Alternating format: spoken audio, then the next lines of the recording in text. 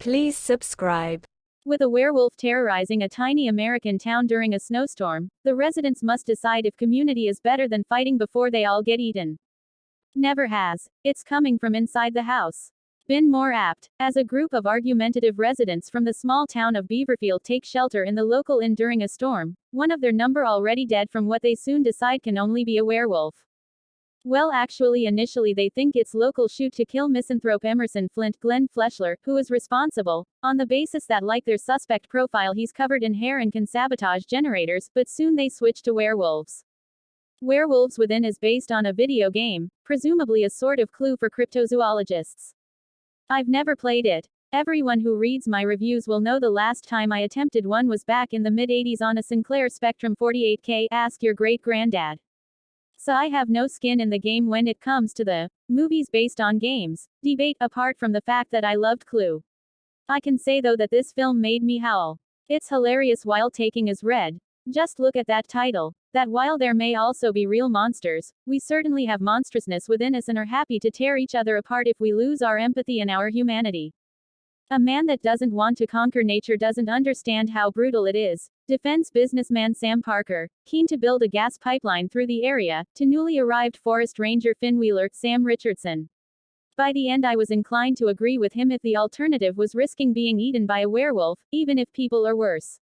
Better the devil you know, and all that. Beaverfield residents are roughly split on whether to agree to Parker's pipeline along locals' incomer lines, those born into Beaverfield versus those who've bought into it. Money and close living can bring out the worst of us, but their arguments are soon overshadowed by something more urgent and frightening. No squirrel did this. Sam Richardson is Finn. Finn is staying at the Beaverfield Inn, run by the recently deserted Janine Catherine Curtin. The only other residents are postperson and local know-all Cecily Milana Vaintrub, and environmentalist zoologist Dr. Ellis Rebecca Henderson, who has arrived to protest the pipeline. Despite the ranger's geniality and community spirit, he's a fan of Walden. He's moved there under something of a cloud. Joaquin Harvey Gillen and his husband Devin Cheyenne Jackson have arrived from the city. Locals include maple syrup farmer Tricia Michaela Watkins and her wayward husband Pete Michael Chernus, mechanic Gwen Sarah Burns, and the rather odd Marcus George Basil. Actually, everyone is odd. The town a freak show, according to Cecily. Emerson Flint is the local boogeyman. That name might make him sound like the author of a great American novel. The film does have a Ralph Waldo connection actually, but he's generally a community-despising hunter with signs around his property inviting unwelcome guests, i.e. everyone, to prepare to die. There appear to be no other residents in Beaverfield, making it one of those teeny American towns that in England are stuck on Hamlet status and will finally get dial-up broadband in about 2051. Soon after Finn's arrival, a snowstorm hits the town and the power goes out. Then Tricia's tiny dog Chalkai vanishes out of their dog flap while something growls outside. The local generators are found destroyed, and a body is discovered, attacked by a creature which appears to be, according to the fast-researching Dr. Ellis, both human and canine. Everyone gathers at the inn to sit out the storm, relationships that are already fractured by the pipeline fragmenting still more as fear grows and accusations fly. My notes started with, Cecily knows everything, and moved on a few pages into, Cecily knows everything. But then at some point or other I thought everyone was the werewolf, even the guy whose hand gets eaten by the actual werewolf. Where's Sean Pertwee when you need him? Our dogged Beaverfield residents soldier on. Werewolves Within boasts a terrific lead performance from Richardson, who is also currently starring in sprawling blockbuster The Tomorrow War, where he plays enthusiastic present-day scientist and reluctant future soldier Charlie. One role may be miniature scale and local, the other about saving the human race itself.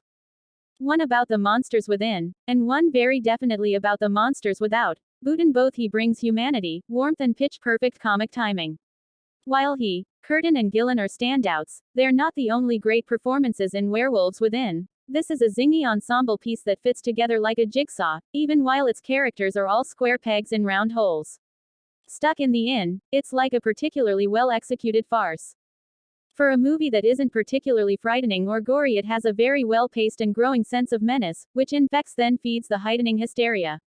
Because the jokes derive from characters' unease and the splits between them, they never puncture the atmosphere or even give us room to breathe.